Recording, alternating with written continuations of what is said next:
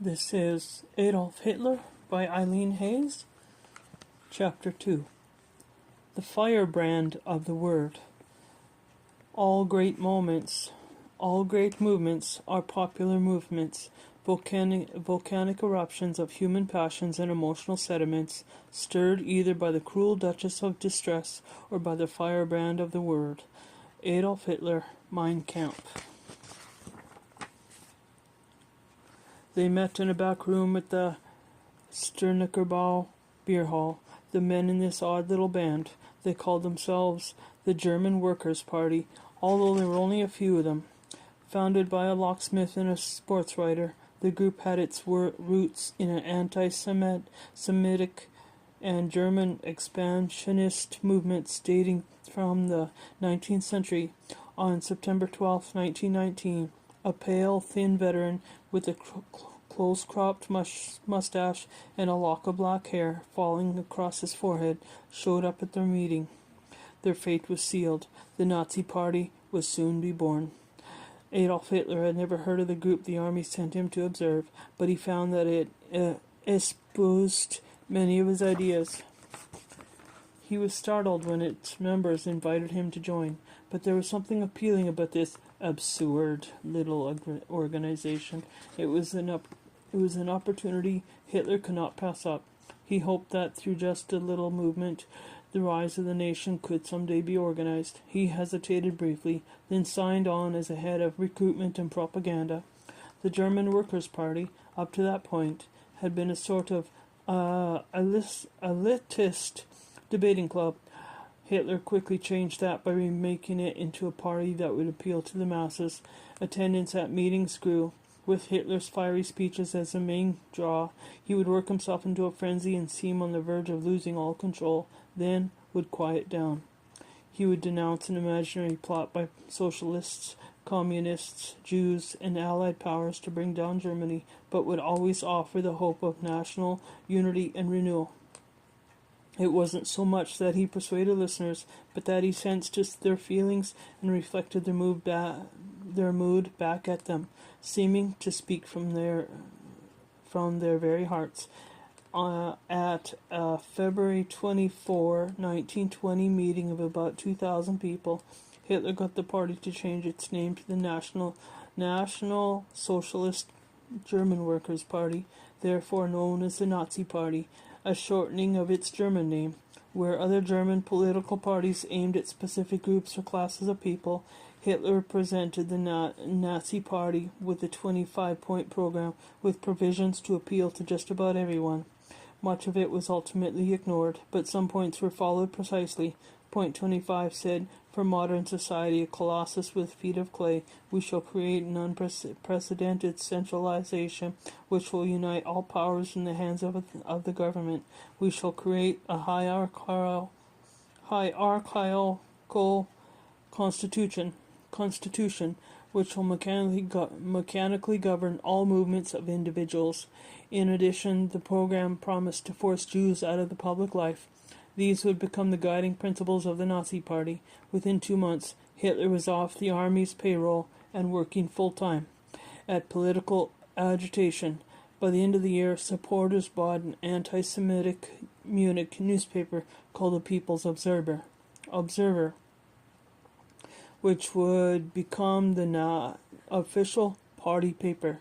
A group of young Nazi roughnecks were organized into a paramilitary unit that would become the Sturmabteilung SA, the party's stormtroopers under Ernst Röhm. Hitler put down all who opposed him within the party and made himself, in essence, the party's dictator. He organized the party around his Firebrand, or leadership principle, which called for strong leadership at all levels and obedience to authority, building a following. By 1921, Hitler's meetings were drawing crowds in the thousands. Violence was already the party's trademark. Why was everyone interested in this party of right-wing extremists and bullies? The appeal of the Nazis has to be examined across the backdrop of the politics of the period in Weimar Germany. The Weimar government was in trouble almost from the start because people associated the new leaders with the humiliating Treaty of Versailles. Right-wing and nationalist parties called the treaty's signers the November criminals, an image Hitler made use of. Strikes and demonstrations rattled industry in 1919 and 1920. Coups were attempted, one after another. Communists, with encouragement from Moscow, was staging occasional uprisings. Although the rebellions were easily put down, they created the impression that a communist takeover would happen at any time. Since no political party held a majority of seats in the German parliament, the Reichstag, parties had to form coalitions in order to amass enough votes to pass laws. The Reichstag coalition that approved the new constitution in 1919 fell apart with the election of June 1920, and from then on the assembly wobbled from one ruling coalition to the next. In the course of the decade, Germany was ruled by 20 coalition governments in rapid succession. It is no wonder the people had little faith in the ability of their parliamentary government to get anything done.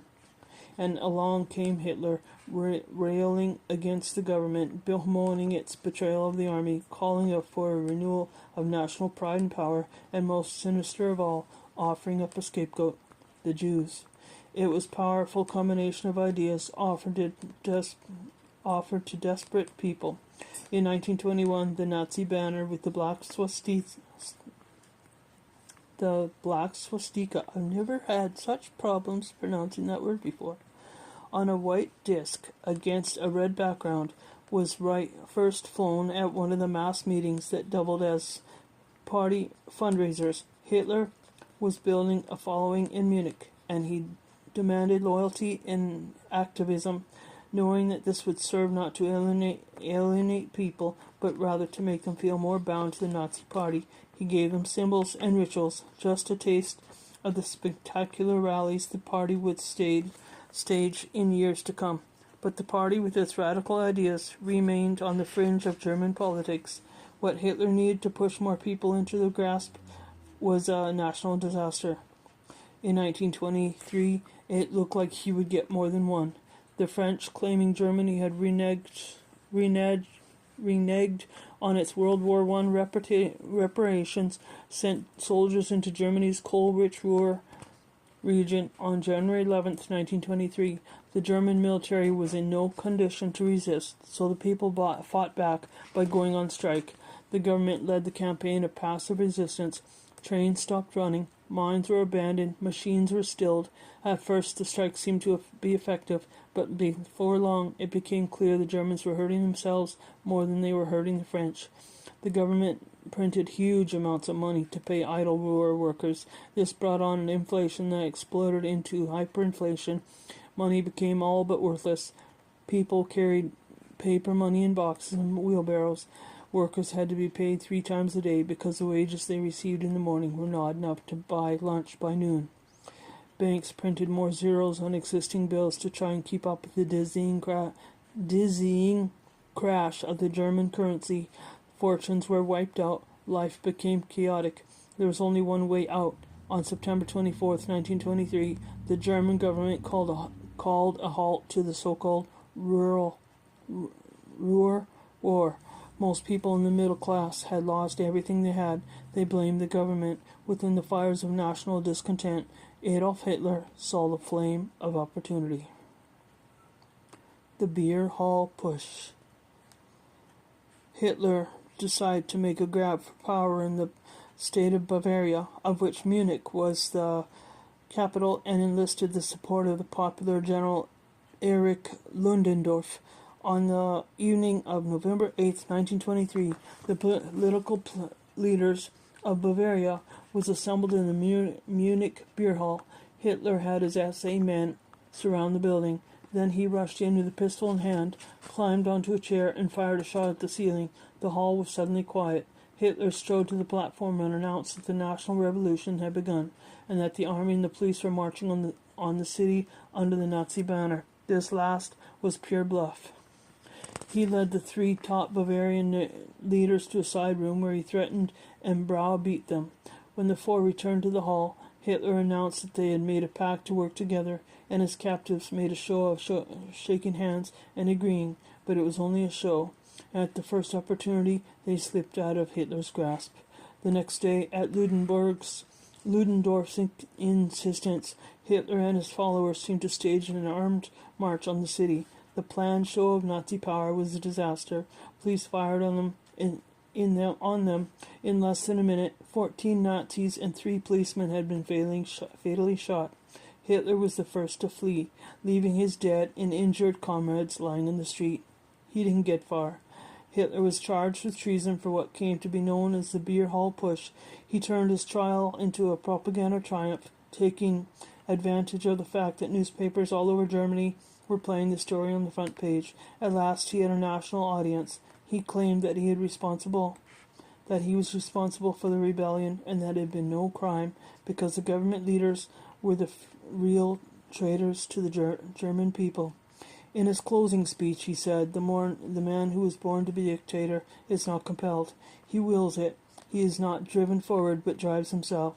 The court sentenced Hitler to 5 years. He served less than one, from April 1st to December 20th, 1924. While he was in prison, he began dictating Mein Kampf, My Struggle, a rambling 2-volume work that was part autobiography, part political statement. In Mein Kampf, Hitler laid out his plans for conquest, saying that the Germans needed more living space, or Lebensraum, and should seize territory in the east. He expressed his contempt for parliamentary government and described the value of propaganda and of focusing people's anger on a single foe. He went on at length about a master Aryan race, supposedly made up of brilliant, honest, creative, and physically superior people. There is no such thing as the Aryan race, and neither Hitler nor his top aides had the Nordic looks that Nazi considered characteristic of this race. In his book, Hitler repeatedly blamed Germans' troubles on Marxists and Jews. Was there any form of filth or profligacy, he wrote, without at least one Jew involved in it? When the first volume was published in 1925, Mein Kampf was regarded as the weird but harmless blasphemings of a would-be revolutionary had failed in his lunge for power. Even Hitler's associates considered it was something of an embarrassment, not at all a fitting compliment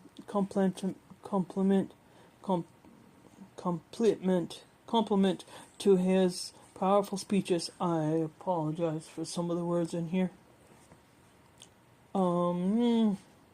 Hitler emerged from prison to find the party in disarray. He was prohibited from making public speeches, a ban that lasted almost 3 years in some parts of Germany. The party had also been banned and its newspapers suppressed. As Hitler tells it, he was by now firmly convinced of his mission and equally firm in his determination to take power, not by force, but by legal means. Political defeat, political victory. Hitler also found, when he got out of prison, that the country was getting back on its feet. The government had managed to stabilize the currency, and German industry was beginning to rebuild, modernize, and prosper again. National income was rising and unemployment was falling. French troops were leaving the Ruhr.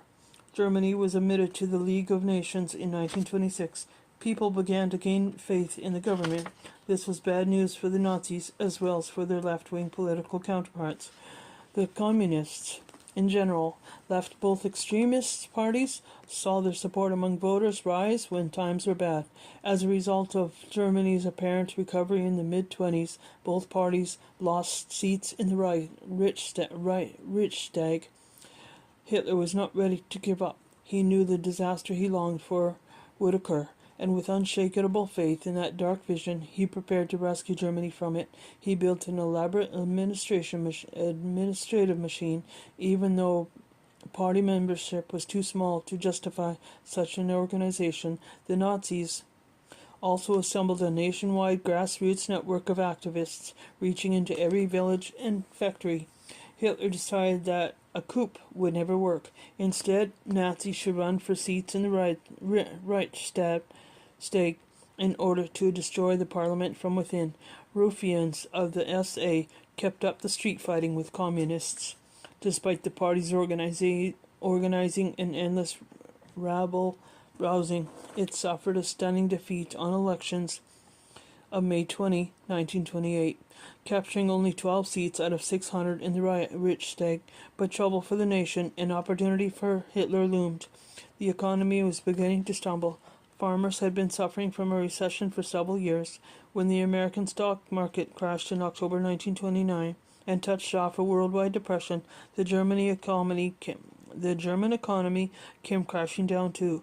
Lenders called in loans, businesses went bankrupt, farmers were forced to sell their land. The memory of the hyperinflation of 1923 was fresh, and those who had jobs or wealth or status were keenly aware that these could all vanish in an instant.